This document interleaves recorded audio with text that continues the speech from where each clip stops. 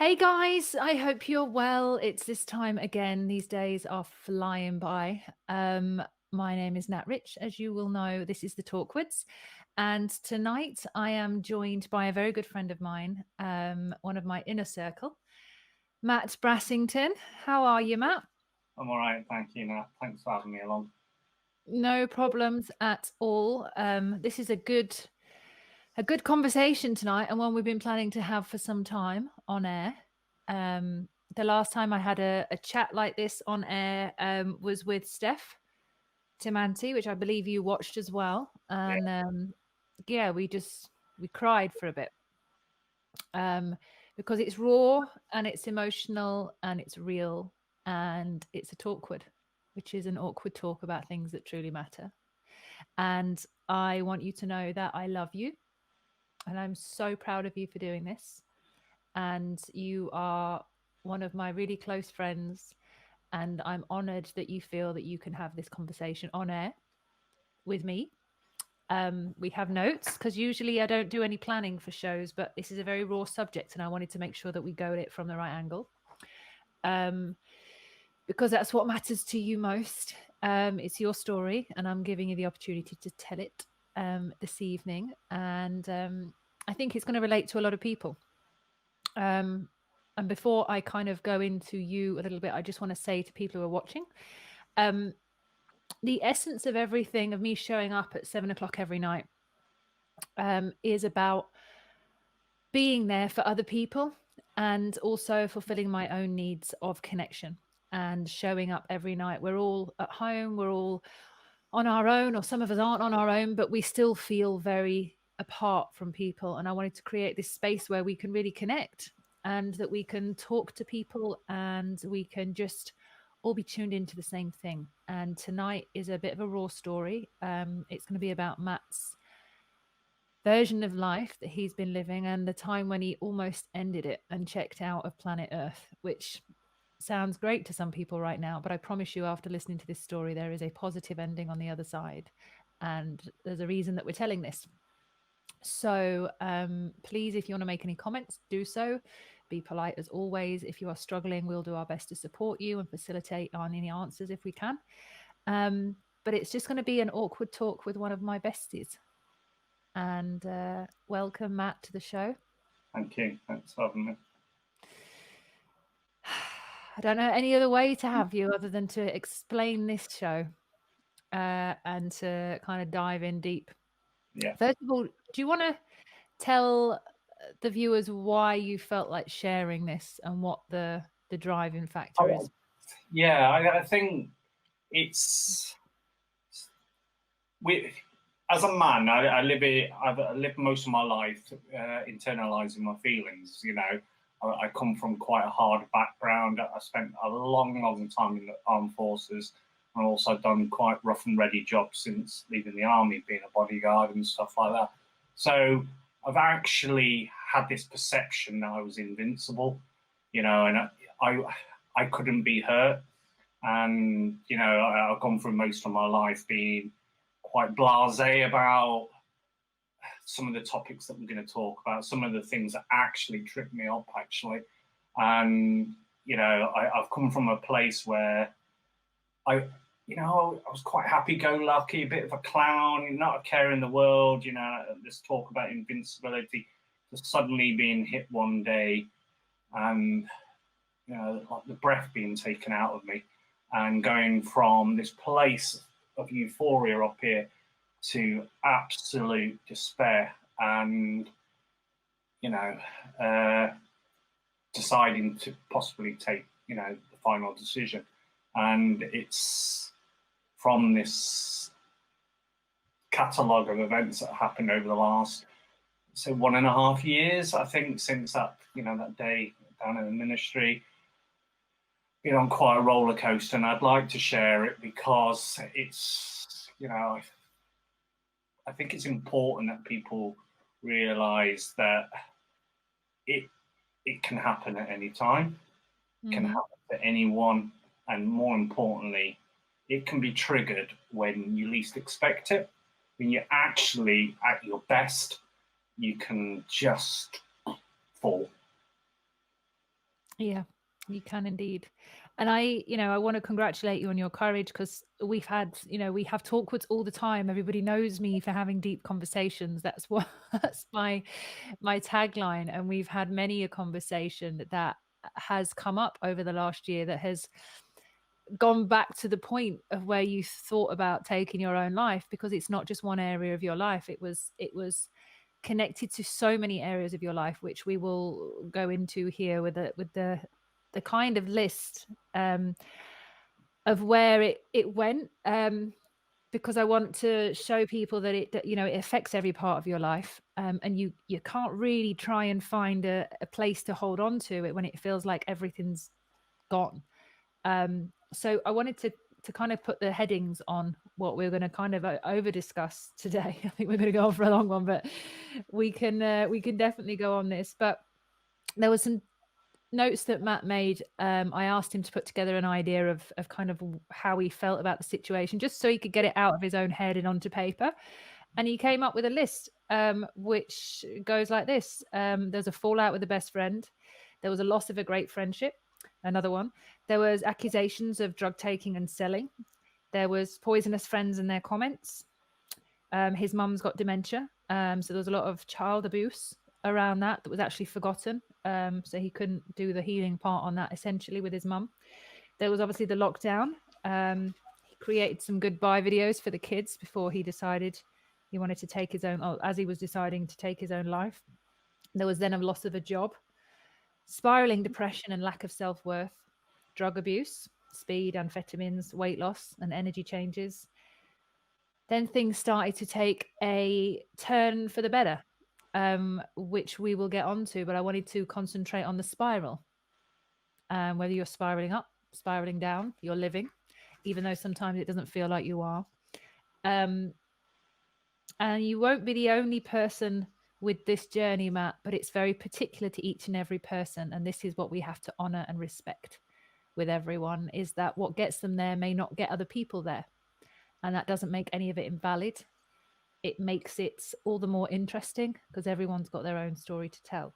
So I wanted to start, and we're not going to go into names. We're not going to go into too much detail about some of the situations, but I want to do it from a different perspective. So I want you to sit back for me a second, Matt, and I just want you to take a deep breath in, because this is a lot for you. And I want you to know you can say anything. This is a space for you to say whatever you want to say. You don't have to bring any of this to the table. If you choose to not do it now, you can exit. You're not stuck here, but you showing up is you showing up for yourself. And I want you to know that I appreciate you for that. Okay. Thank you. So we'll start with we're going to combine the first two, a fallout with a best friend and the loss of a great friendship. And that can happen to lots of people. But how did you feel once that happened to you, and kind of why was it so important to you? I guess growing up, and this is part, that we're covering a bit, I wasn't very close to my family, my mum or dad. I hadn't spoken to them for quite some years. And, I joined the army, where a lot of people in my situation do. They join the forces to have a family. And these are the guys and girls that they serve with and spend their lives with, and, in all intents and purposes, become their family. So one of these close friends who I've known for like 27 years, just at this time seemed to drift away from me. And, because of what I was going through, the way that I was looking at things, I took that quite personally. And, I began to doubt whether I still knew that person, whether I still knew myself, whether it was me, or whether it was circumstance, and it just goes on and on from there. And, having not been close to, I guess, my mum and dad, because of the way they were when I was a youngster, I seemed to latch on to certain individuals that almost validate me, if that's the right word to use. They make me feel good, and almost make me feel like I've got a purpose. And when those people disappear, the two people in particular, one was my best friend, and one was a very, very intense and close relationship, when that goes and that isolation starts to surround you in amongst all of what you're going through, you sort of, I blame myself, I began at this point, you blame myself for my parents' abuse, my friends deserted me, and that's from a relationship point of view. If I'm looking at it, it's very, very much self blame and anger towards myself at this point, and thinking that I'd only ever given kindness and openness and love out to these people, that they were cold, callous, and they just threw me away like a piece of fucking dirt, and it hurt.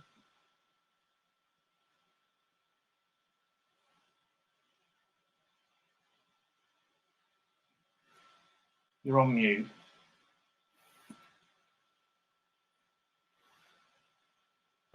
It's just because I wasn't sure if it was background noise, so that was a good point there. There you go. I was saying, when did you realize that level of hurt? Because for a long time you were numb and immune, and you didn't think Yeah. that you were invincible. Had you always known that and you just put it down, or was it a realization? I guess for a lot of my, because friendships come and go, and when you're in this place where, I don't know whether it's being, I don't want to use the word obnoxious. Mm-hmm. Just, full of confidence, you think, nah, it's one of those things. But when you're in a place where you feel vulnerable and insecure, and these people, don't return your calls, don't return a text, you send out a text, you don't get one back. It's those little things that happen in everyday life. But when you're in this place, it's magnified, exponentially, and it's like, wow, yeah, that bloke is throwing me to the curb, that girl's throwing me to the curb, I'm not worthy. When really it's just they might be busy. Yeah, it's difficult, isn't it? That dark space of like, what did I do wrong? Did I do anything? Or, why are they not messaging me back? It's the mind that takes us there. And we can find so many reasons to validate that negative thought, because we go into this spiral of feeling like we're not worthy in some way. And that's not necessarily true.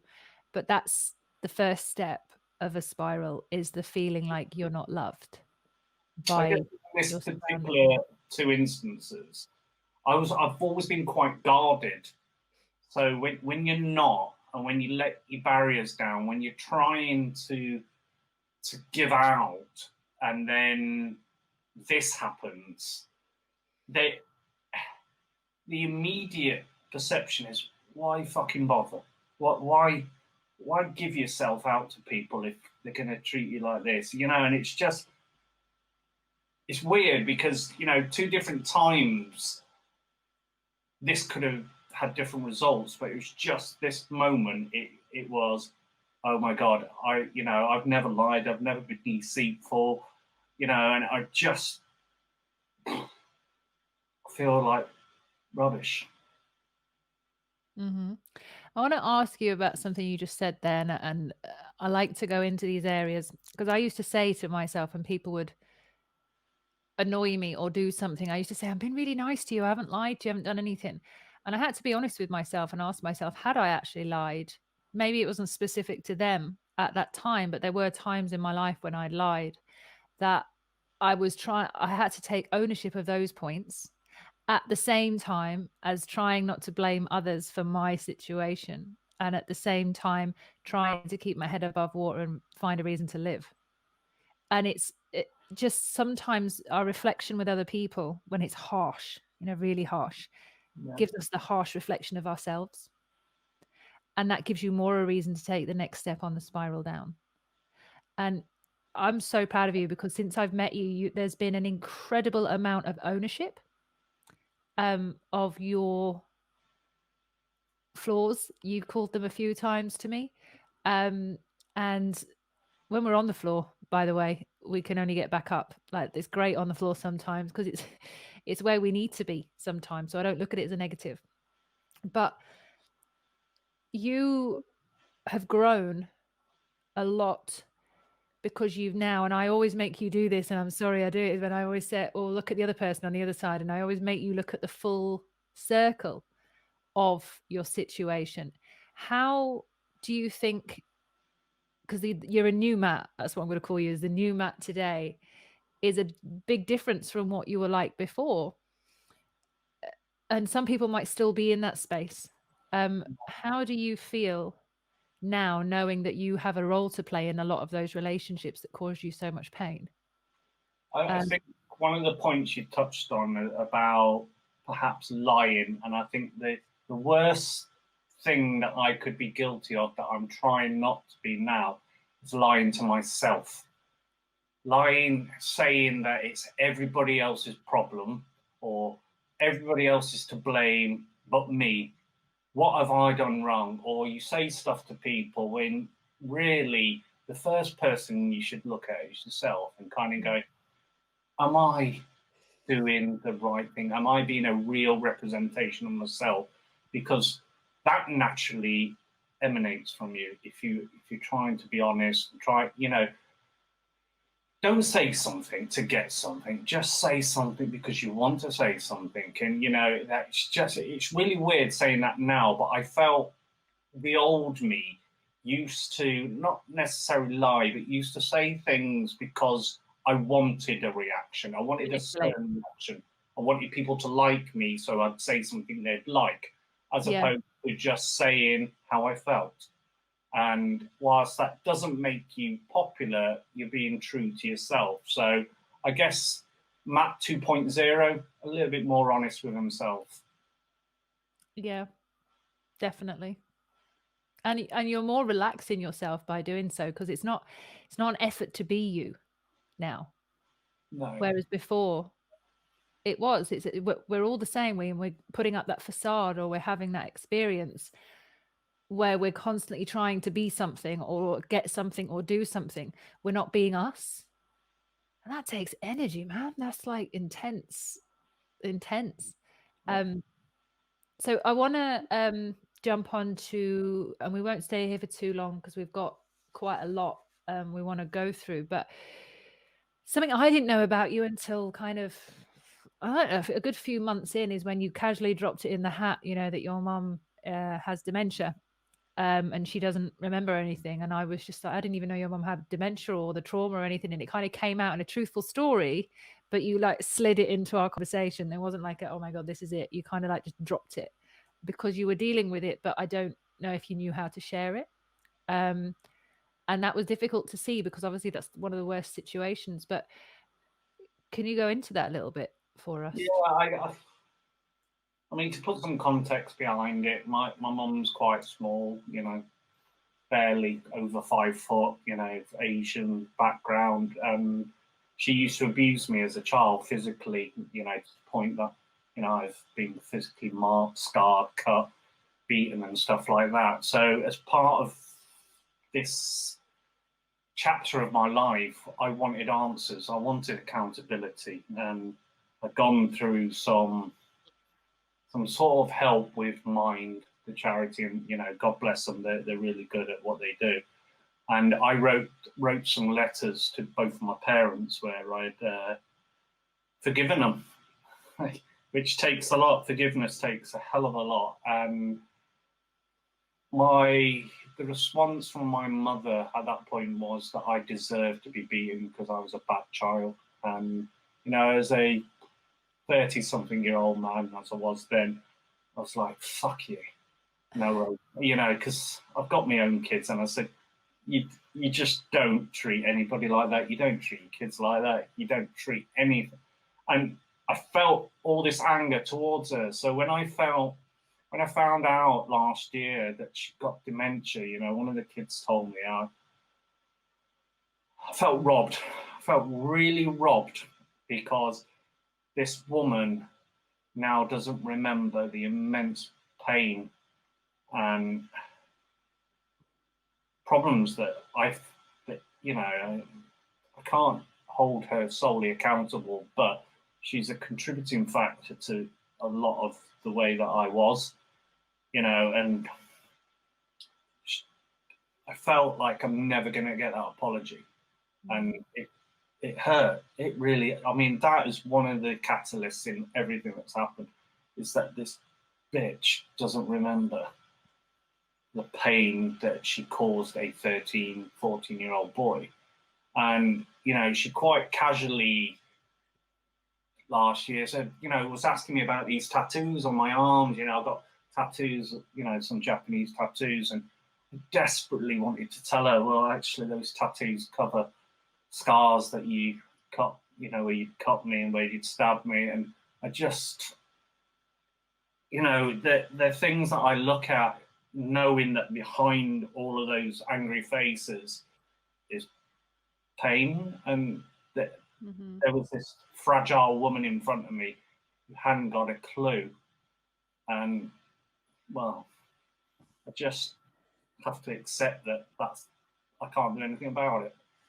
And that's a deep place to go into, because you feel like the opportunity, like you said, has been taken away from you in order to resolve that situation. But without sounding too spiritual, the work is done inside, and the stuff that we have to go through internally is sometimes even harder to do. So, you know, I find it fascinating how strong you are and how you've been with that, because it's the opportunity was taken, and not many people I know could deal with that. Even though, you know, you're facing the reality of the situation. A lot of people resist reality, and that's where most of the pain comes from. But you've taken that as an opportunity to go, okay, cool, the universe is working in a different way, and I've got to go in a different direction, and I have to look at it a different way. And you've done that, like, almost with ease. I know it hasn't been easy, but it's looked like it has. So I want to say well done on that, because it's astonishing to see that amount of growth in a very short space of time. You really have snapped into this better version of yourself that you used to tell me that you wanted to be. And I'm getting really emotional now, because I'm just thinking about some of our conversations. And yeah, I can remember you saying to me that you were like, why is life like this? And I said, because you've asked it to be, and you want to change, and you've asked for a change. So everything that doesn't work for you right now is going to have to leave in order to make space for what does work for you. And your face was like, and you were like being really sarcastic, but you've literally jumped straight into that space of unknown. And that's where the soldier in you, you know, you've been in the army, and that you're all that strength that you've talked about, and that, you know, you've said in before, your strength has come out in a completely different way, because you've stepped into the unknown. You know, if I'm honest, comes from not being able to protect myself, and having this inside me where I wanted to protect everybody else, whether it be in the army or, you know, as a bodyguard. It's always been about protecting those that couldn't look after themselves. But there's always been this deep underlying thing inside me where I just couldn't protect myself. Yeah. I'm going to go on to your next point. And I don't know if this was the order. Did they go in the order that you were thinking of them, or the order of the event that happened? Just so mainly that I thought about them and they happened. So, yeah. So lockdown, which has been an interesting time for all, you especially. You decided when you came to see me at ministry one afternoon, I was bounding around doing my usual thing, and you walked in a completely different energy than you'd ever been before. And I didn't know in full that you'd come to see me, because that was going to be one of the last times that you were going to see me. And I didn't know. And I remember you were talking to me, and I was trying to convince you of something else. And then we went and sat and had a different conversation. And I knew something was up, because I think I was trying to do something with work, wasn't I? And I just completely missed the point. And then you opened up to me. How did you feel coming down to ministry? It was that day was quite surreal. very much happened in autopilot. I remember sitting in a meeting in the morning, just having an overwhelming feeling that I couldn't breathe.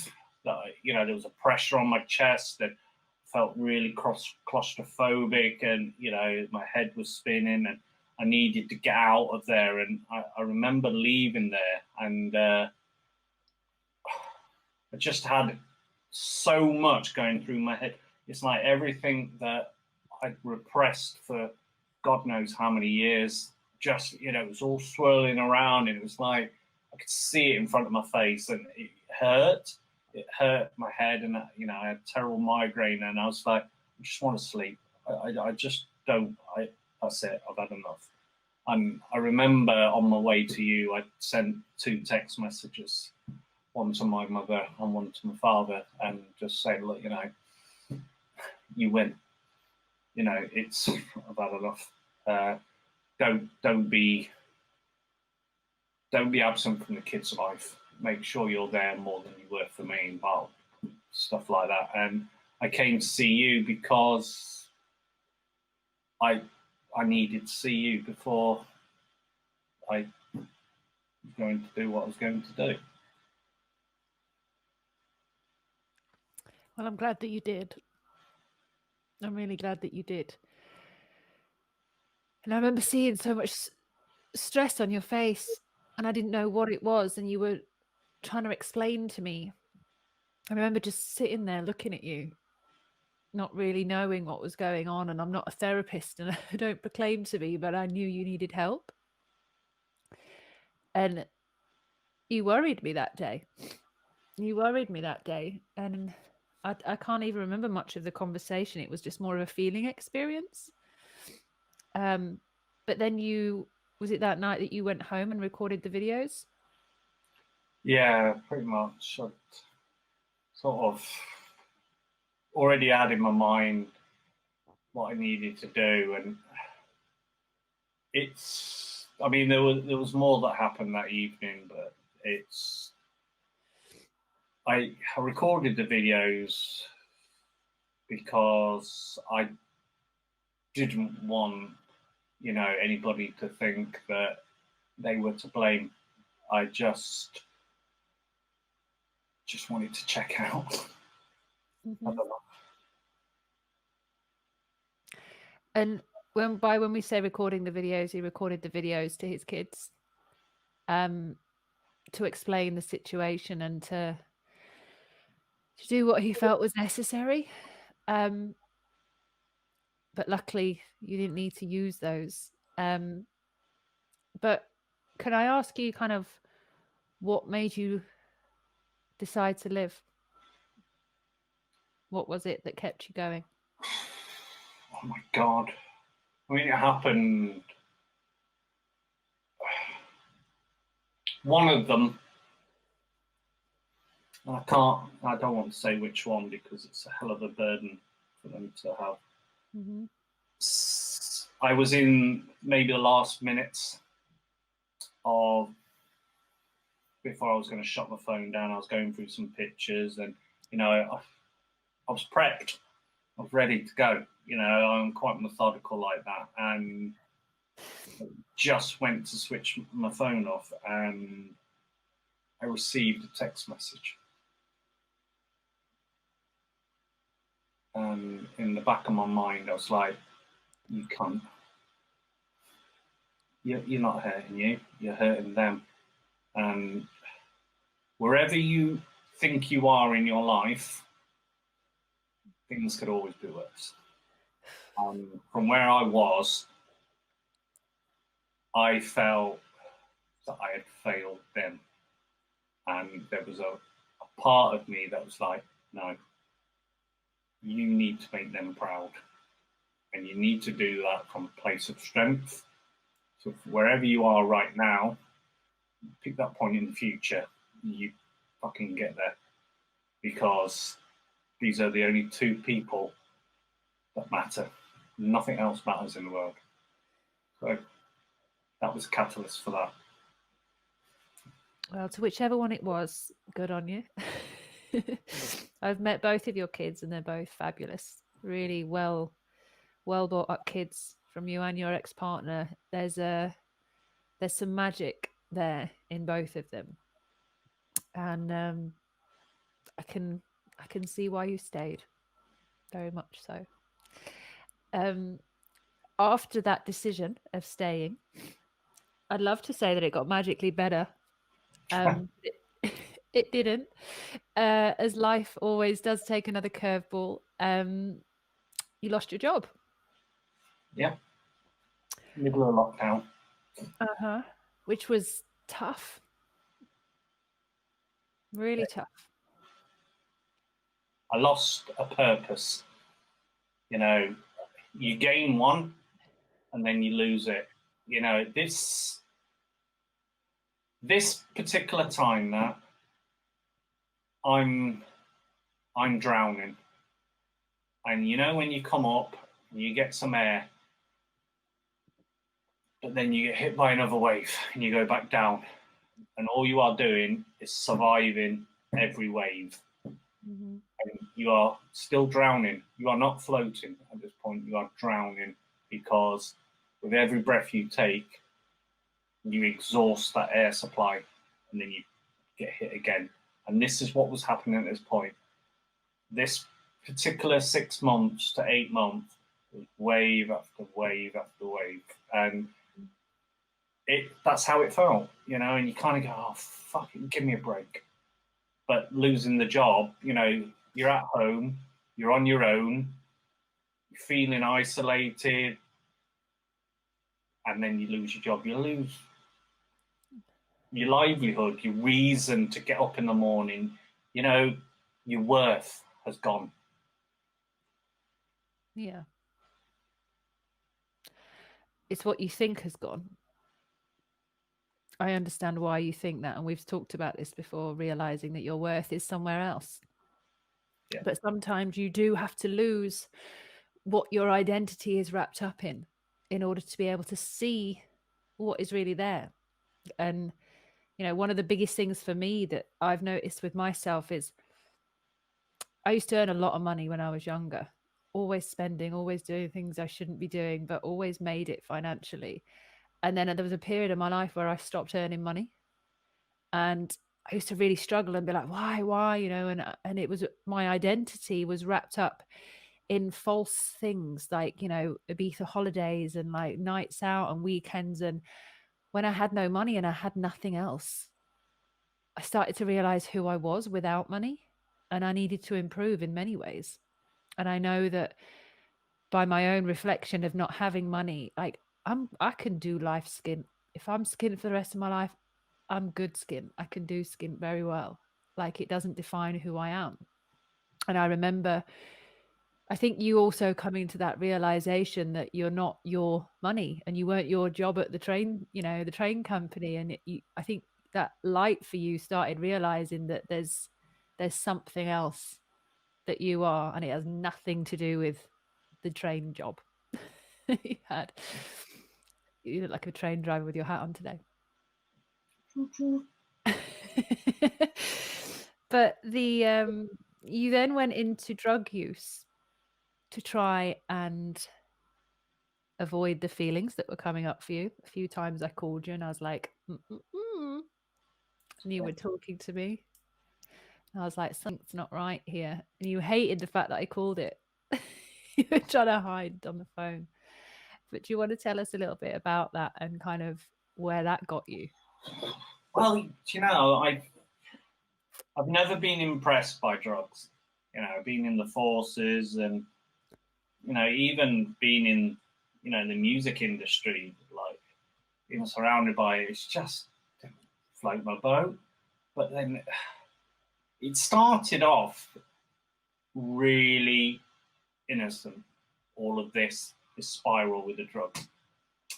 It was Red Bull. It was laying in bed at night, thoughts whirring through my head in the dark and thinking, and I just couldn't sleep. So I thought, right, I don't want to sleep, don't want to be alone in the dark. I'd rather not sleep. So first, you know, I was taking, started with Red Bull and then went on to amphetamines. And, you know, by the height of this, cocaine, grams and grams and grams. I can remember watching TV one night, then going onto the computer to, look at an old Facebook account, look at pictures, and meanwhile, I had a drink there and Coke, and next thing I knew, 9:30 in the morning, gone through the night, and that just days and nights just merge into one. And I've spent so long hiding from that aloneness at night time, and whilst not realizing that all of these chemicals in my body were bringing out a lot of hate, a lot of revenge, a lot. I was going through that toxic part now where I'm blaming everybody else. But do you know what? It's fucked up. It really is, because I'm drinking the poison and expecting the other person to die. How stupid is that? It's me poisoning my own body because I blamed everybody else. Yet it wasn't doing a single thing to them because nobody knew. Nobody knew, nobody cared. And they shouldn't. It's not their problem. It was me damaging me whilst blaming everybody else. Yeah. I think noticing that, I remember when I'd not called you.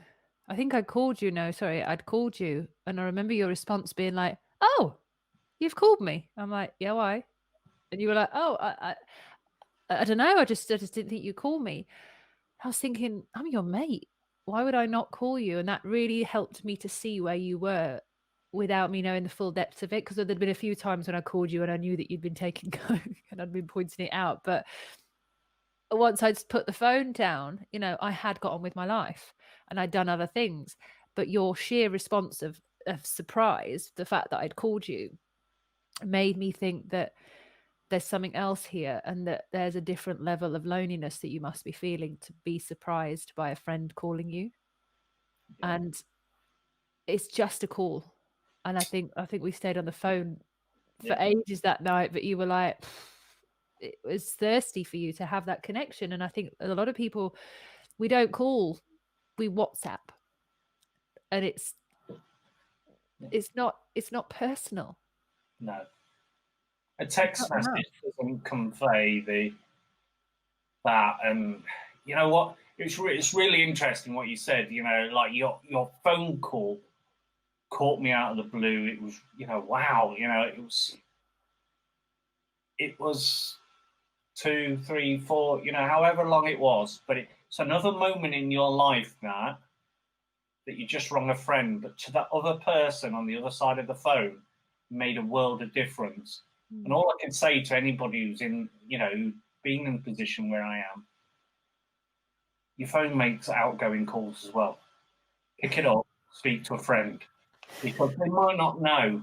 And you know what? Just say, simple as right in our bed. If you've got a pal that you haven't spoken to, just chat, because you sometimes don't realise how much the receiver of a phone call needs that call. Yeah. I feel like, having just come off WhatsApp, which by the way is fucking ace. Not having WhatsApp, I am so needing to get that hoodie and t-shirt and promote it more. It's incredible. But not having WhatsApp is so refreshing. And I don't feel, because I said to Becky this morning, who was also watching, we were saying it's really nice to actually text or call, like go back to the old-fashioned text message or a call, because it's not instant. Instant messaging causes anxiety, and you've seen whether things have been read or not, or what's going on. And if somebody's read something and then they haven't replied to you, you start going into a mind thing, thinking, why have they not replied? What are they doing? That causes so much anxiety just because it's instant. But receiving calls for the last couple of days has been like, hey, how you doing? Yeah, cool, no worries. Nice to hear someone's voice, nice to quickly chat, and then they go. And it's so good. It's weird sometimes, because you're like, what the fuck is that? And your phone is ringing, and you go, why are they ringing me? you know, and the number of times you've rung me and I thought, oh God, what's she want? You always say that, what do you want now? And I'm like, I'm going to stop calling. But, you know, it's not a message, and it's lovely to hear someone's voice, and you have a very beautiful way of telling people that you love them before you hang it up. And that's just, you know, Scott Mills used to do it on Radio 1, but do you know what? It's really nice. You know, once in a while, it's lovely to say to somebody, yeah. Yeah. I'm like, love you, bye. I say it to people. I literally, even I've booked a couple of people on the show this week, and when I've got off the phone, I'm like, all right, love you, bye. And I do, like, I enjoy that interaction and that connection, and I don't feel like there's any reason not to love someone, not love someone. Sorry, and for me, it's warming when you say it as well, and I feel like it's so important. It might sound a bit weird, but like I love saying that at the end of a phone call, and it also means that you matter, because you did. I wouldn't be calling you if you didn't matter to me, you know, and I wouldn't be like texting people and responding to people. And there's one thing, there's another side of what you're going through right now, is that there's been many a times when I know you've not wanted to feel like a burden to someone, giving them your problems. And that is a big part of it, because we feel like we're going to be too much for the other person. And then that makes us avoid the call altogether. And that's not necessarily true. That's a mind trick that can happen to help us stay lonely. You know, it wants to be in control. Our mind wants to keep us in this fear state. So it says, oh, you can't call that person. You'll just burden them. And then you never do, which you are responsible for. Yes.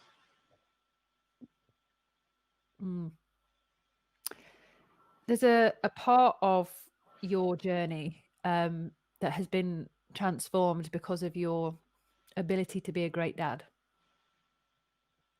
and because of your kind of renewed love of being a dad as well, like having a different kind of relationship with your children because you've got a more honest relationship with them. And that's because you've got a more honest relationship with yourself in order for you to be able to do that with your kids. That most people wouldn't want to be on a show talking about their darkest gremlins and admitting their cocaine and all that when their kids are watching, and they probably are right now. They will inevitably listen. But there's some key messages that come out of this. I'm not superhuman. And that's the first thing anybody needs to spell about themselves. It's okay to be human. It's okay to be vulnerable. It's okay to have flaws. Because when you tell your kids that, they realize it's okay also for them not to be brilliant. And when I admitted to both of the kids that I was in a bad place, I was unemployed, I was skiing, blah, blah, blah, their reaction blew me away. And this is the whole, falling in love with being a dad again. It's just, they were so compassionate, so supporting. Say, well, we don't need money. All we need is each other. And do you know what? It's like, wow, out in the mouth of babes, you kind of go, doesn't matter what shit you're going through, this is what matters, and yeah, it was telling my children I'm not as tough as they probably thought I was probably one of the most liberating and connecting things that I think I've ever done with anybody. Wow. Yeah, I'd agree. Whoop their ass there. I mean, I don't know. Emily's quite strong. I haven't seen Oliver fight, but I can imagine Emily. She's absolute rascal. I love it. And I want to talk, and I want to give appreciation to your wonderful Elaine. Yeah. Because Elaine, do you want to explain who Elaine is in your life? Elaine's my ex-wife, somebody who I met at the wrong time in my life when I wasn't the right person for her, when I was quite the opposite of the person I am today, hopefully.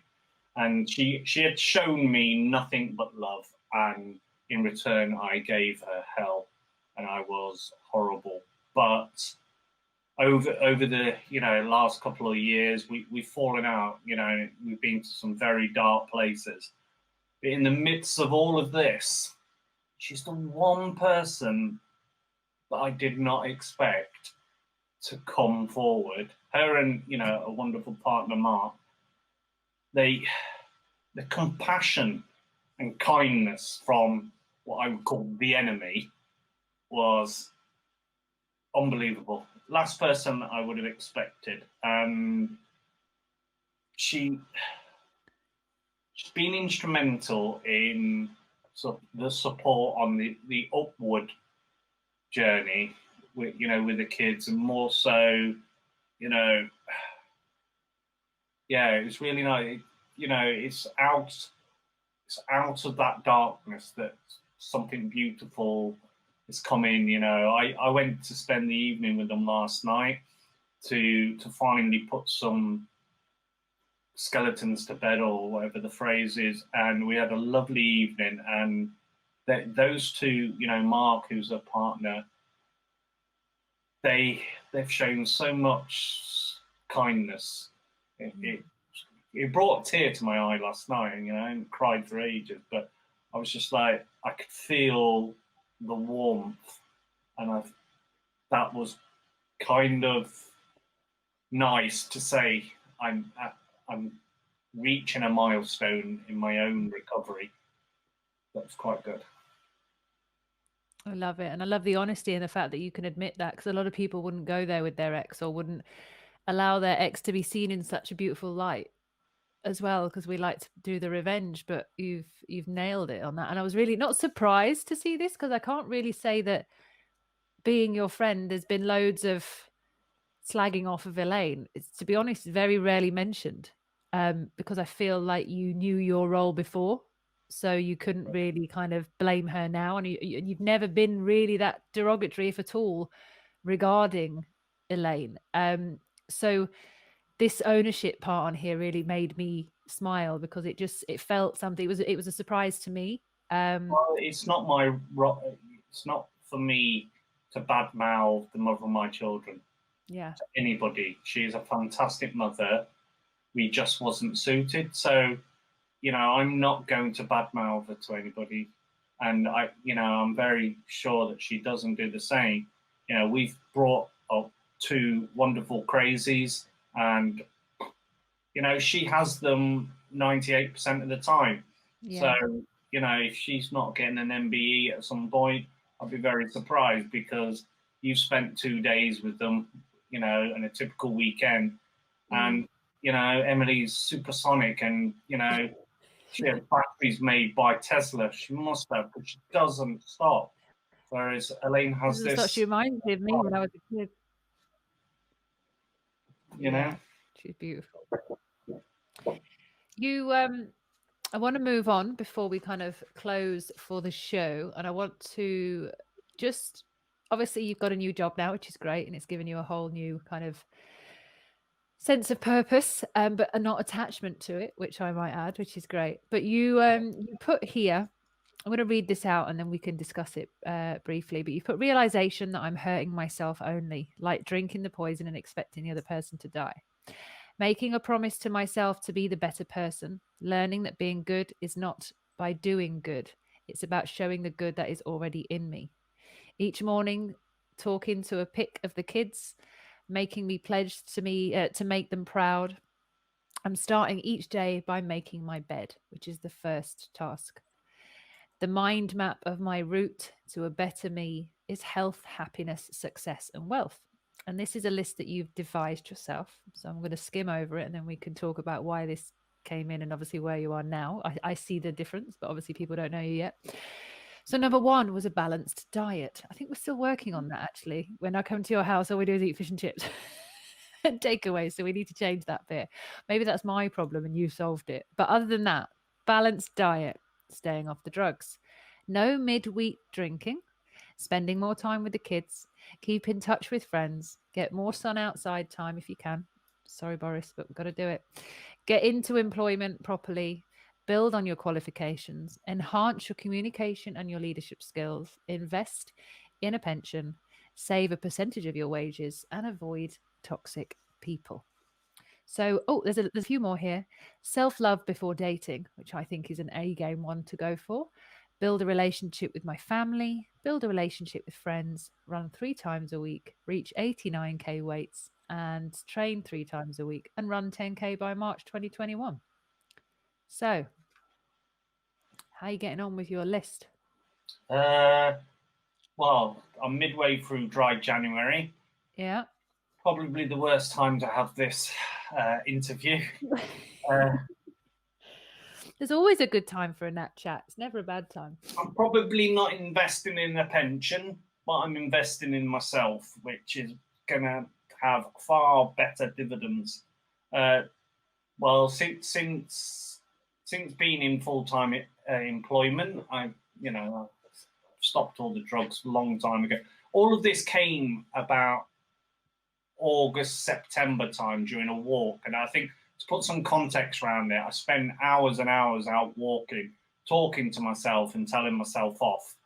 It's quite weird being in the middle of the countryside, sort of almost giving yourself therapy, where you're basically saying, "This is what you should do." Well, why should I do? And honestly, I've lost hours, and this is where it all came from. And I took a notebook out, and I thought, I need to start from the inside of me and work outwards. So look after myself healthy, my mind, get the right food into me, and start building on really valuable relationships. Now, when I say relationships, the ones that actually matter, and it was I did quite an extensive list, and if anybody has an opportunity to do this, it's quite a fun exercise. It's called 2 Beers and a Puppy. I think, it's quite well known. It's about, you've got to list all the friends that you'd have 2 beers with and who you'd let look after your puppy, and how that all splits down your friends will determine whether they're good friends or, they're just acquaintances. So I did all of that, and I built this mind map, which became a screensaver. And yeah, I make my bed every day because I think that's the most important task. Get out, make your bed, and then everything else bite-sized chunks throughout the day.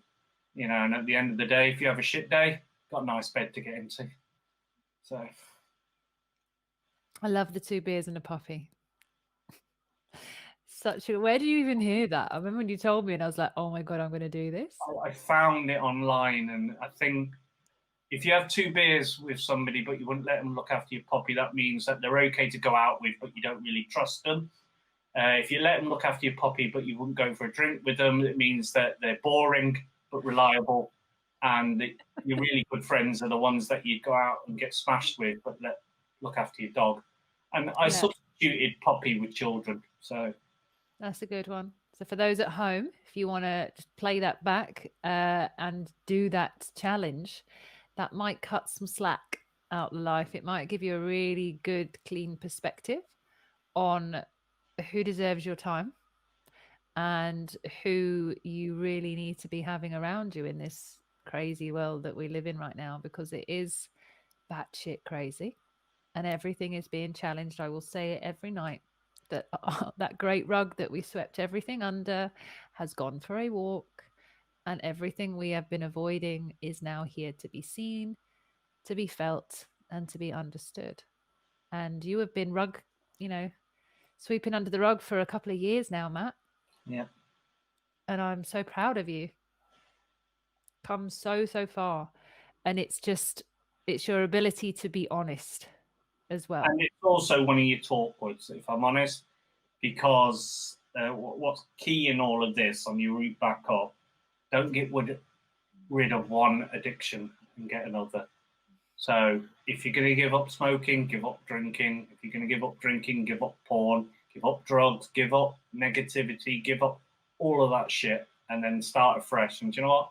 If you want a beer at the weekend, have a beer at the weekend. But do you know what? Don't substitute one for the other, because you never break free. No, it's a cycle.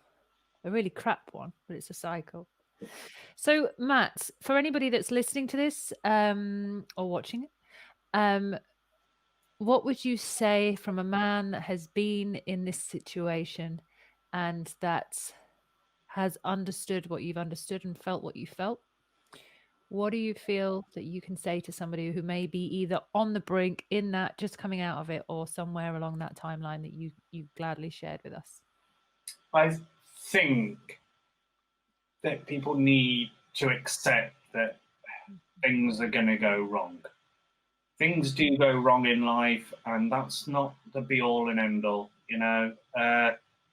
I hit rock bottom, and we've talked this evening that I nearly took that ultimate step. What you've got to do is stop short of that last step and reach out to somebody. Anybody, could be me, could be Nat, could be any of these signposted charities, and just tell somebody you're having a bad time, because you'd be surprised how many people are in a similar situation or have had that wobble in their life. And if you feel like you can't do any more, give it a day, one day. But in that time, reach out to people, do everything you can. And do you know what? It will completely change your perspective, because there's always a solution. Just telling somebody that you don't feel brilliant eases a little bit of the burden off yourself. You're not putting it onto someone else, but they can often rationalize better than you can at this present moment, and they could save your life. Mm-hmm. They could. And I want to add to that when you do start giving up these addictions, or you start realizing that you have them and what they are, whether it's, social media, drama, sex, alcohol, whatever it is, what's behind those addictions is a story that you have been telling yourself for some time. And you can rewrite your story at any time. You can add new characters. You can take characters out. You can change the direction of which the book is going to go into, and you can scrap it and completely start again. And you are in that much control of your life. And it may feel like things are permanent. Everything changes.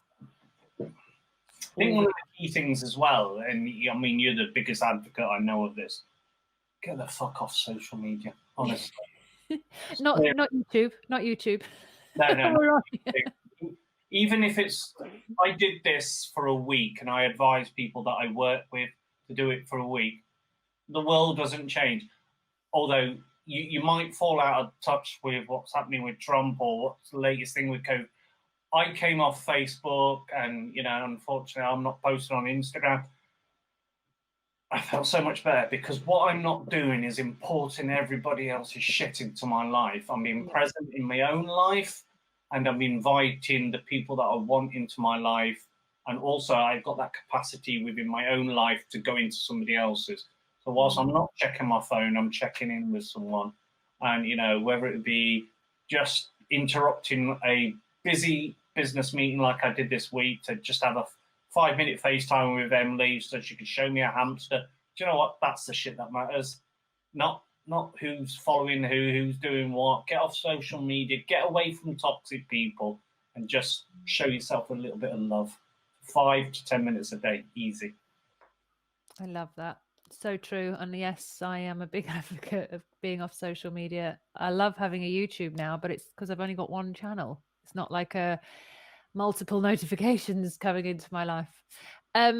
So I want to say thank you to everyone that's watching the show today. Matt, you have been honest and powerful and lovely and adorable and vulnerable and open and honest, and all the reasons that I love you. And I want to thank you. And I dropped this on you yesterday. Was it yesterday or today? No, today. Last night, about 11 Last o'clock. night. This was meant to be about gaming, addictions to gaming, and me and Bryony just didn't do enough work to get our gamers on the show. And I was just like, I'm going to scrap it and ask Matt if he wants to come on and do that talk we've been playing with the idea of. And here we are. You smashed it. Well done. How do you feel? I feel happy that I'm able to share with people. And I hope this, if anything, starts a conversation. If just two people are either listening to this or, watching this, have a conversation, that's a start. And, that's often the start of any of these problems getting eradicated. It's just talking about it. Get away from that stigma that men should be resilient and, internalize what they're thinking, because me, I can handle my own, and this broadsided me, completely knocked me off my feet. It doesn't matter how physically tough you are, how harsh you are, confident you are. This attacks you in so many places, and I think it's really important that people should talk more about it. Take away that stigma that has been involved, and just make some fun. Have fun, smile.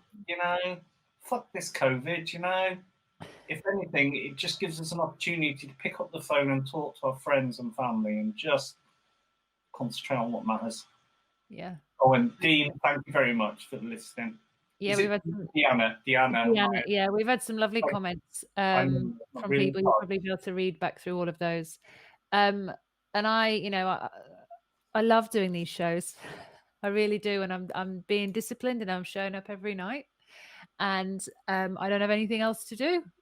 Basically, Boris has blocked my diary for a long time, and as he has with everyone else's. And I just feel like showing up and having these conversations with people like you, Matt, it enriches my life in many ways. And I know you'll be like, oh really, but you do. Like, I love our authentic common conversations that we have about everything, because it's not just one thing. These the commonality between everything, we go way down the rabbit hole.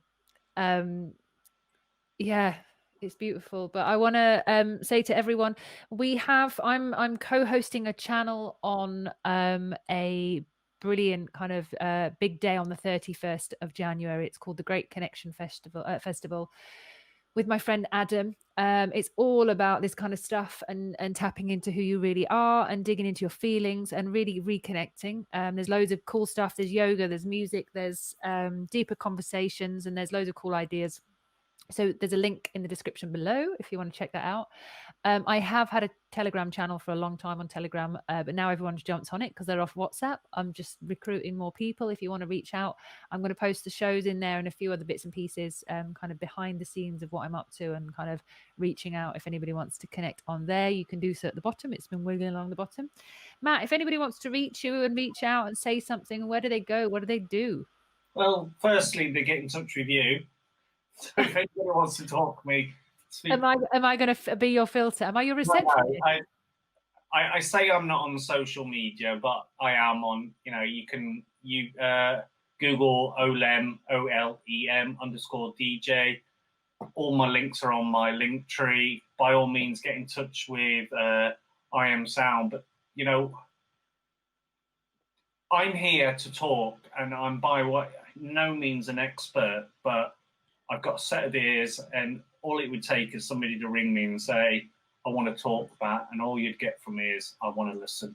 Because I think that's really important, that we just listen to each other. Not listen to talk, but just listen to understand. And if I can have an opportunity to just say thank you to a couple of people who've put comments in here, like Dav, William, Rebecca, Diana again, William, Hassan, all of you have made this evening so much more fulfilling for me, because you've shown me a bit of love, and I've been really nervous about this. Oh yes, you have. You're one of my best friends now, and there's nothing that we can't talk about. Sometimes really inappropriate, but talking about something that's really deep and personal to me has helped. And I'd really like to help somebody else if I can, pay it forward, as they say. Indeed. Well, I'm sure there's plenty of people out there that need a chat. They can have a Matt chat instead of a Nat chat this time. Yeah. It'll be Mattflix instead of Netflix. Love it. I thank you so much for everyone that is watching and supported me. I am back on tomorrow at 7 o'clock. Tomorrow, I believe I should know what's on tomorrow. What is on tomorrow, Matt? Do you know? Why would you know? Doing your gaming thing tomorrow? No, gaming, I couldn't, we didn't get our asses in gear around gaming, so we put that one. So we've got money talks tomorrow. The vulnerability about money, the awkwardness around it. I've lived in that awkwardness for a very long time. Owning up. What I want to do tomorrow is answer any questions as well. I actually solved quite a lot of my money issues by my sheer discipline and attention and geeking out and making it into a bit of a workshop, which I then held at the beginning of COVID, and helping people face their finances, which is the most awkward shit in the world because it's attached to your self-worth, or so you tell yourself, which it isn't. But I've been there with that t-shirt. So if I can offer any help on that, I'm going to have some awkward conversations around that. And I've got a little bit of space on that. If anybody that's watching fancies joining me tomorrow on air, like, why not just reach out and let's talk shit about money. And then on Saturday nights, if you're not going out to a rave, which I'm sure you're not, or for a dinner somewhere, we've got Where's Your Head At? And I've got my friend Danny on. I've got Joanna, who's doing a really cool thing with alcohol, like staying off alcohol for 60 days in a big group of her. And I've got Joel back as well. So every Saturday night, we're just going into that. And then on Sunday, we have an amazing night, which is sound and energy. And I have Jonathan Goldman with me, who is an amazing sound healer. And he's talking about how we can use humming to improve our lives, which is going to be weird because we'll be able to try it as well. And I just want to say, I haven't got it in right now. I've got a new brace. It's like one of those Invisalign things. And I put it on and I cut all my tongue today. So when I've been talking, I think I sound like I've got a lisp a little bit because my tongue really hurts. I've got like all this inside. So if it has sounded a bit weird, I'm sorry, but that's just my self-conscious being like, oh my God, my tongue really hurts. But we'll be humming on Monday, so that'll make it even better, apparently. And somebody's put, I like the thumb and title. Thumb. Where's the thumb? Do you know what she's talking about, Matt? This one? Oh, this. I don't know. Is this what you're talking about? I don't know. I'm guessing.